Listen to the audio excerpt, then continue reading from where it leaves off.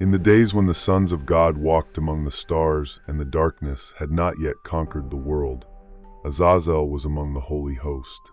Crafted by the hand of the Almighty, he stood radiant and wise, a watcher assigned to observe the ways of mankind from the height of the heavens.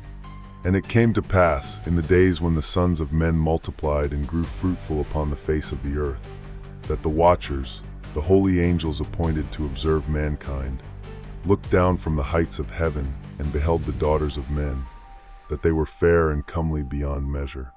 Their hearts were stirred with desire, and a whisper passed among themselves as the moon cast its pale light upon the hills. Among them stood Azazel, mighty and resolute, a prince among the holy host. His eyes swept across the earth with longing, and he was not alone in his yearning. For 200 were they in number, angels of glory, watchers of the realms above, who gathered in secret council. And Semjaza, their chosen leader, spoke with a voice that trembled with both resolve and foreboding. Behold, brothers, this deed which we will undertake will bring us great burden and a sin of ancient weight. Yet I fear, if we falter, the penalty shall be upon me alone.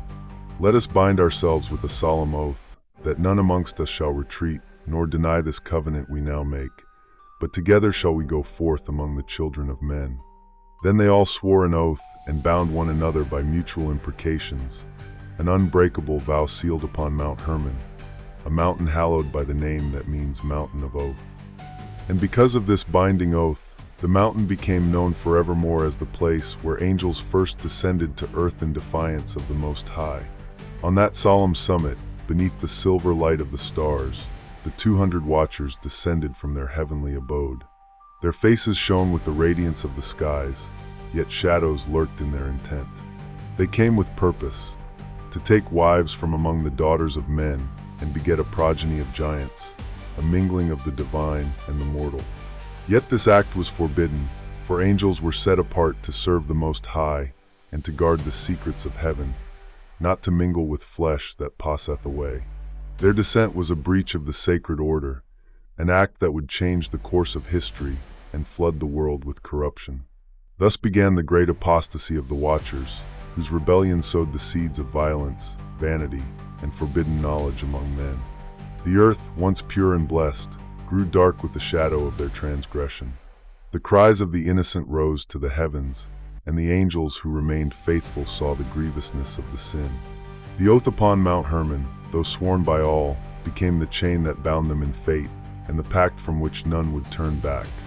Sealed by the weight of heavenly judgment, yet unheeded by the proud. Azazel, cunning and full of knowledge, stood foremost among the rebellious watchers. His heart was filled with craftiness and ambition, and his voice was as a clarion call to hidden wisdom.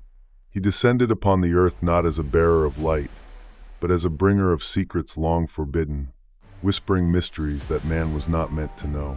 He began with the sons of men, teaching them the art of forging weapons, how to beat iron upon the anvil, how to temper the blade until it gleamed like the stars, and how to craft breastplates of bronze to guard the flesh.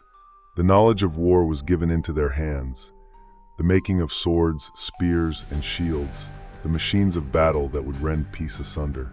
And thus the hands of men, once made for tilling the soil and gathering fruit, were turned toward the slaughter of their brothers. Yet Azazel's gifts were not confined to the art of destruction. To the daughters of men, he revealed the mysteries of ornamentation and allure. He showed them how to entwine their hair with ribbons and chains, how to paint their faces with colors bold and strange, how to fashion jewels from gold and precious stones, adornments that would captivate and ensnare the heart.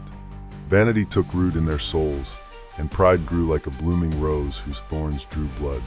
By night, when the earth lay shrouded in dark, Azazel's whispered secrets passed through the shadows like a poisonous wind. He unveiled the knowledge of enchantments, incantations, and the uses of herbs and roots whose power could bind the spirit or unmake the flesh.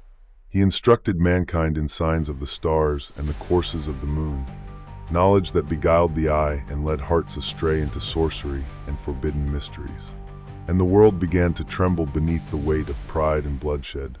The earth groaned under the heavy tread of violence, as brother rose against brother, and the blood of the innocent soaked the ground like rain. Cities were burned, fields laid waste, and the cry of war echoed in every valley. Men bowed their hearts not to the Almighty, but to idols wrought by their own hands, figures of wood and stone that promised strength but brought only ruin. The land was filled with corruption. The harmony of creation was broken. Where once were songs of joy, now clangored the clamor of battle and the wails of the forsaken.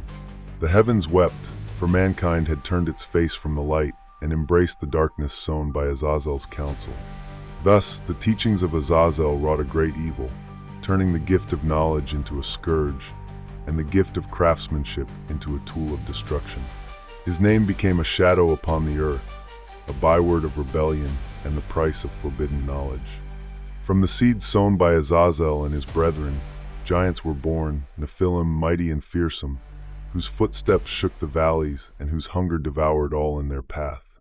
Wickedness multiplied, for the watchers taught forbidden mysteries, sorcery, enchantments, the signs of the stars, the motions of the moon, and the power locked within herbs and roots.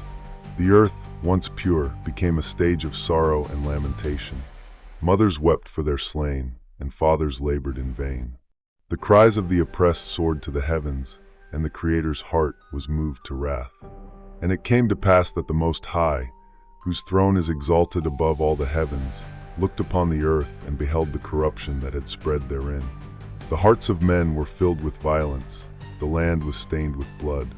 The watchers, those sent by the Almighty to watch over the works of his hands, had transgressed the sacred boundaries. They had renounced their first estate and brought ruin upon the children of men. Their sins were many and grievous, piercing as thorns into the heart of creation.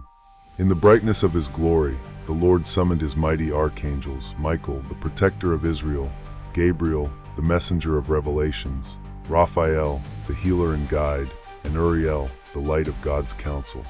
From the heights of heaven came the resounding command, like thunder rolling above the mountains. Go forth, my servants, and execute my will. The earth lies defiled beneath the shadow of rebellion. The watchers have led my children astray. They have surrendered to pride and darkness. Their punishment shall be swift and just, for the time of mercy gives way to the justice of the Most High. And the Lord spoke unto Raphael, saying, Behold Azazel, the chief among the rebels, the corrupter of mankind, the teacher of forbidden arts and destructive secrets. Bind him hand and foot with chains forged not of earthly metal, but of the unyielding judgment of heaven itself. Cast him into the desolate abyss, to the desert of Uriel. Lay upon him rough and jagged stones, that his wounds be many and his torment unending. Cover his face, that he may never behold the light of the sun, nor the visage of the sky until the great day of judgment, when he shall stand to answer before the Most High. Swift as the breath of dawn, Raphael descended from the celestial heights.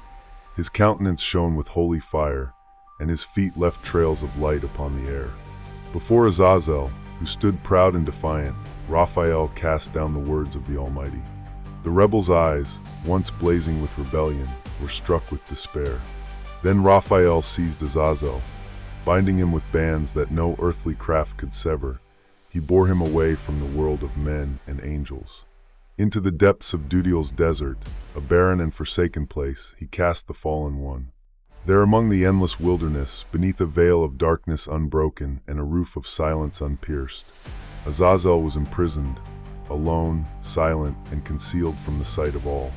And the angels faithful to the Most High turned their faces to the earth. With holy fire and mighty breath, they cleansed the land of its impurity. The fallen watchers who had walked in rebellion were brought low. Their eyes were opened to the ruin their deeds had wrought. They beheld the destruction of the giants, their unholy offspring, who ravaged the valleys and mountains with violence. As a consequence of their rebellion, these watchers were themselves cast into dark places, into prisons of shadow and despair, separated forever from the glory of heaven, to await their final reckoning. Thus was the justice of the Most High fulfilled. The corrupter was bound, the land was purified, and hope was preserved for those who would turn once more to the light. Yet even as Azazel fell, his name echoed across ages. In later years, when Aaron the high priest stood before the altar, a goat was chosen to bear upon its head the sins of Israel. Driven into the wilderness, it was called for Azazel, a symbol of transgression and a messenger to the place of banishment. So the tale of Azazel became both warning and lesson, a legend entwined with prophecy and mystery. Though bound, his legacy endured in the darkness where men coveted secret knowledge and mocked the wisdom of the Most High. But the Almighty, rich in mercy, remembered his covenant. He sent forth the flood to cleanse the earth, yet preserved the seed of righteousness. And he set a rainbow as a sign of hope and renewal, that even after judgment, grace would shine for those who turned from pride and sought the ways of the Lord. Thus ends the account of Azazel, prince among the watchers, teacher of forbidden secrets, cast down for his rebellion. His tale lingers so that all, both angel and mortal, may recall the price of pride and the redemptive power of repentance, awaiting the day when chains are broken and all mysteries are revealed. He who has ears to hear, let him hear. The wisdom gained in secret brings trouble, but the wisdom sought in humility brings peace.